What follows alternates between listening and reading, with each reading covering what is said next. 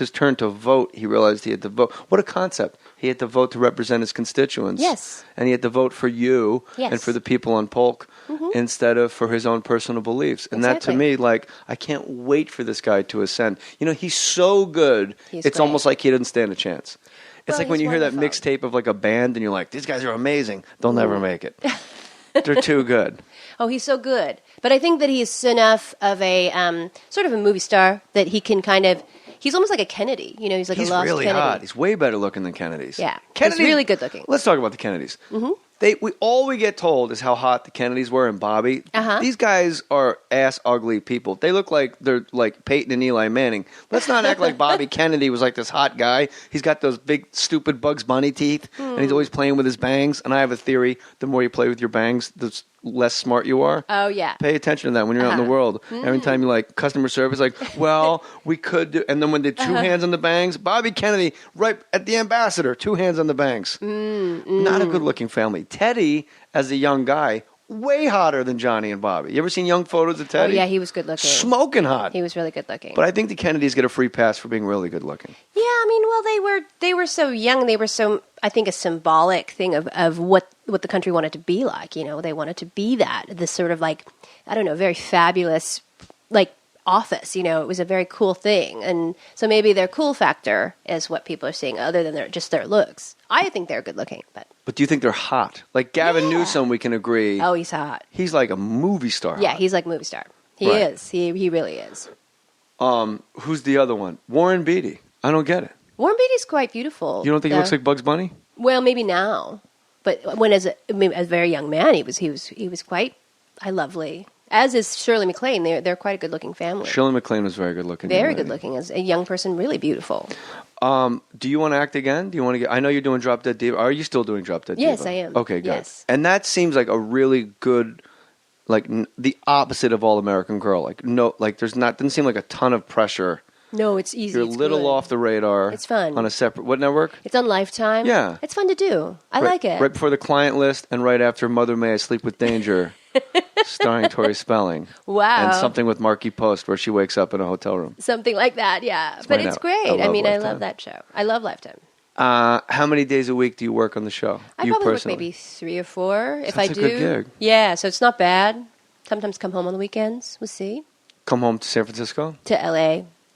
We shoot in Atlanta. We're in Atlanta? In Peachtree City. Peachtree City. Right, because you know Brooke Dorsey, don't you? Yeah, she's great. Yeah, she's great. She's on the show? She's on our show, yeah. I start watching the show. Brooke and I did a movie, an all-black movie called King's Ransom. We were the only 2 white people. Oh, that's awesome. And for a while, I made a really good living being the white guy in black movies. Oh, yeah. You walk in, and when you leave, people point over their shoulder like, what's with the white boy?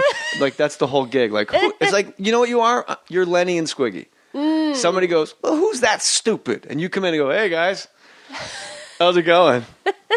I'll be over here with my my khaki pants. So, but Brooke and I worked up on a movie in Canada, and we just got along really well. And then she was on Gary Unmarried. Yes. And she was very nice. Yes, she's wonderful. She's wonderful. And I'm glad she's good. She deserves to work. Have you ever seen her? I'm not making a joke. Have you ever seen her? She has 2 teeth that she can remove. Have you ever seen that? No, I have not seen that. I'm going to ask her about that. I cannot bring it up again because she'll kill me, but you know the odds of, and I'm not lying, and it's, you will, between takes, if she gives you one of those right before the take, it's you're golden. They'll print your first take if she can just go and drop them out right before you go. I can't because they're weird ones. They're like these 2. That's crazy. I'm going to ask her about that. Yeah, don't demand to see it. I'm going to ask to see Say, it. Yeah, I'm on to you. Jay Mohr told me. I'm going to demand to and see you're it. the only person I've ever told because I've sworn to secrecy. Okay. But I figured if you're going to come and do the podcast and be a guest in my home, the least I could do is share you some secret of mine. Thank you. Well, that's a good secret to know. And she's wonderful, so I will definitely demand that. What role do you wish you could play ever? If you could pick any role. I would like to play, I don't know. God, No? what would be good? I would like to do one of those Korean movies, like with a lot of like, just a lot of golf club swinging, like a lot of like golf club fights. Like I've I don't know. Well, I've witnessed so many golf club fights in my life that I would like to actually participate in one of myself. Koreans dominate the driving range. I'm not a golfer. No, I'm not I either. could take a lot of naps in a round of golf. I don't know why anybody would waste their day walking around chasing a ball when you could be napping. Right. But Koreans really do seem to, especially on Wilshire Boulevard, there's all those driving ranges. There's driving ranges, yes. I guess, maybe, you know what, I'm such an idiot. It's because it's in Koreatown, JJ. Maybe that's why you see so many Koreans. Hey, what's with all these Koreans in Koreatown? That's cute. But you actually see golf. Club fights. Well, usually, like, people in my family, they get real drunk, and then they swing a golf club at another person in the family. And then it's, at furniture or at the wall. So there's a lot of golf club fighting. Why not keep the golf clubs, like, in the trunk of the car? Maybe they shouldn't be at the ready. Well, it's something that they're always there, and they're a good weapon, actually, because they're weighted right. Yeah, they weighted are. And they're heavily weighted on the, But go for the putter. Don't swing the driver because that shaft will snap on you. I don't know how I know that. I can't tell you how I know that. But the putter is much better because it's iron. Yes. What causes a golf club fight in the Cho household? Well, usually a lot of drinking, a lot of soju, or a lot of just whatever, alcohol of any But kind. who says what? Walk me through like a family. Something like somebody will go "왜 그래?" which is sort of like it's like kind of like what and then they're just like arguing about stuff. I mean, it's an argumentative culture, and so Really? they just they like to fight. And fighting isn't necessarily a bad thing; it's just something that happens. Drunkenness in Korea is never really negative. It's kind of like an excuse to do whatever you want. Japan, too. Yeah, exactly. Respect to the peninsula, but the island, I think, has drunkenness locked up. I mean, Maybe. they lead the league of Asian Maybe. cultures in drunkenness. I think so. Yeah. I think so. But we actually drink more than England and Ireland Combined. Not Scotland, though. No, maybe not. If you think you're an alcoholic, go to Scotland. You're not an alcoholic. They actually drink while they're drinking. It made sense in my head. But It makes total you're all right. sense. Good. I love You're smart. That's why. You're good. Wait, do you go to Edinburgh? Do you do shows there? Do you do the festival? I would love to go overseas to do comedy. I think should. it would really be a good fit. England and Scotland. They would love you.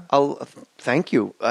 Make a call. They would love you, and they already know you. I mean, I'm sure that they know you very well, and they would love. I'll they open would love for you for 20 minutes. I'll be clean. I won't even swear, and I'll be like, I'll throw out rose petals before I bring you out on stage. That's wonderful. Just give me a little taste. Okay. That's all I need. A little bit of money. You would do really well.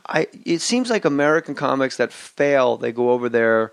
And there's that weird, which we're very known for, is the Hawaiians call us da-da-das because we like to put our hands on our hips, da-da-da. But we go over there and we're like, what's wrong with you people? Like how you would berate like a Louisville improv audience for like being a shitty second show Friday crowd. Yeah. And they're like, you fucking came to us, bro. Right. Do your thing. But I think there's the reverence I would have for the theaters, and I'm sure you feel the same way, because in San Francisco there's no lack of culture, and you realize the importance of the buildings you're in. Yeah. Especially, I mean, when you start at a gay bookstore, you got to respect the room. Of course. So I would love to. I tried to get Jim Jeffries to get me into Australia, and then You should do Australia. They would love you. yeah, but if I get off a plane after 20 hours, I don't want to see white people speaking English. I don't want to sit on a plane for 20 hours and when I get off, have a guy go, "You got any more bags? Because your car is right over here." I better see the Great Wall of China. I better see some Koreans. Well, there are a lot of them there. At the Great Wall of China. Yeah. Well, there's a lot of them there. It's very close to Asia. Which Asian cultures dislike each other the most? I think Koreans hate Japanese the most. Yeah. It's got a lot to do with wars and stuff and occupation. And I think also Chinese hate Japanese also. And I think the Japanese, I think they're oblivious. Because they're drunk. Because they don't really have that same kind of like, they're kind of in the now, where I think a lot of stuff, Koreans and Chinese, we sort of maybe live in the past a little bit. How do you feel about Dennis Rodman talking to Kim Jong-un, straightening out world affairs? God. It's kind of great. I think it's great. Yeah, and people are like mocking it, and I'm like, the fact that he came back with a message for the president, yo, Barack, he said, call him. Like, they broke it down to like the South Bronx. Yeah. And like a Puerto Rican saying to a black guy, like, yo, I think it's straight. You just got to call him up, man. Hit him up on the cell. Hit him on his hip, money. I think it's good. I think and people are making fun of it. No, it's great. And I'm like, but leave it to Kim Jong-un to have the Harlem Globetrotters have a game end in a tie. That's power. Yes. When the Globetrotters don't beat the Washington Generals. Right. And, the confetti trick doesn't work. And it actually ended in a tie. Yeah. That's power. That's power. When you can get the Globetrotters to pull up at 121, 121, they're not pulling the pants off the referee. So if you could play any role you don't know. Maybe Imelda Marcos. I don't know if I'm able to. Oh, that's good. That would be a good one. That's sort of been my lifelong dream. So Because there's so much someday. glamour. There's so much glamour, but also, she's actually quite multifaceted. She was a singer. She was a beauty queen when she was younger. But also kept. A little bit of a kept. But also actually like in a way, a bit of a national hero and also a bit of a villain too. There's all sorts of stuff that we don't know about her. So I think it'd be great. Using being kept as the fulcrum to get all the other stuff accomplished. So sort of maybe playing that game to Mr. Marcos, like, yeah, sure, like I'm a kept woman, but meanwhile she had way more going for her than the junta. I would love to do that. Did I use that word correctly? Junta? Junta? Isn't a junta a fascist dictator? Yeah, junta. I guess that's how you pronounce it. I don't know. I've read the word, but I've never heard it said. You're one of the few people when I sit with, I choose my words super carefully because I'm well aware you're much smarter than I am. I'm not. You are. All right. Since I'm smarter than you, what's 7 times 7? 49? See, I don't know that. I'm taking your word for it, man. Matty Boy's scribbling it out on a piece of paper. So if, let's say Drop Dead Diva and you just tour doing stand-up comedy for the next 20 years. Theaters, obviously. Nice big 2,000 seaters. Are you all right with that? I'm all right with that. I love comedy clubs, too. I like doing multiple shows a night. I like having sort of a small room. I like kind of having like the check spot. I kind of like the check spot. It kind of makes me know where I am. Like, oh, this is what we do. I love comedy clubs. So I was just at the Brea Improv, and I saw on their comedy calendar, you were there on a Tuesday. I was there last Tuesday. That was great. And I was like, I said to the people at the door, I go, how cool is this? First of all, it was a great weekend, like headliner. And then like on Tuesday, Margaret Cho drops by. Like, that's pretty badass. It was good. It was really good. I love it. I love doing those off nights on the road. I love it. Did you have a good? That's a great club. I like that club a lot. I like it a lot. Yeah. Irvine's kind of like really my wheelhouse. They seem to just come out a lot more aggressively. Yeah. And I love, you know what? There's only like 2 clubs I don't like. One, Louisville Improv, I said earlier, closed. It did. Yeah. I was just there. How did it close? When did it close? They didn't like you at all. No. They just, when I was there was a free Tony concert directly outside. Wow. The comedy clubs in like those outdoor entertainment centers. Yeah. And it feels good. I'm like in between jokes and I just hear people, and it's free. Wait, with Bobby Brown there? No. No, that's New Edition. Oh, New Edition. Did I get who's the song Tony? wrong? Tony has done it again. And I would like to go to the Tony concert and just stand in the front row and go, Tony. And then when one guy looks up, go, no, not you. The good one. And they're all like super confused. So you were just at the Louisville Improv.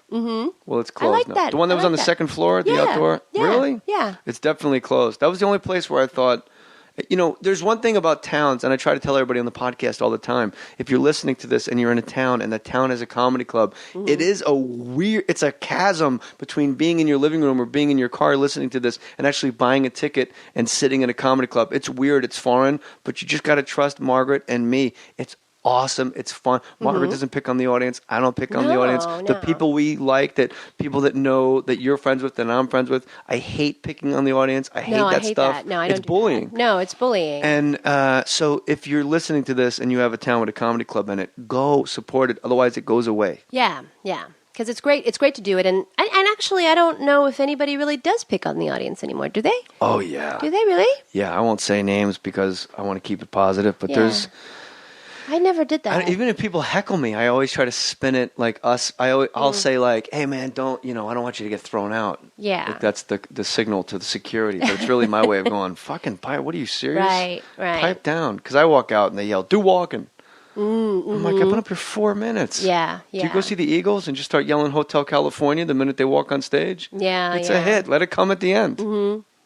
So they don't have anything that's so known that I've ever done. Well, I'm sure they're yelling "Margaret" the minute you walk on stage. Well, sometimes, but then that's sort of like I don't know exactly what to do then. Even though like if they're never really requesting anything specific, they just kind of sort of I don't know exactly. But I don't. It's almost like echolalia. They just like the way it sounds in their head. Maybe because when I just said it, I had to fight the urge to just keep doing it again. But I don't want to do an impression of your mom poorly to you because there's also like a racial divide and it could come across awful. No, it doesn't. It's like playing a drunk poorly. Oh, there's no such thing. You're either playing a drunk or you just look foolish.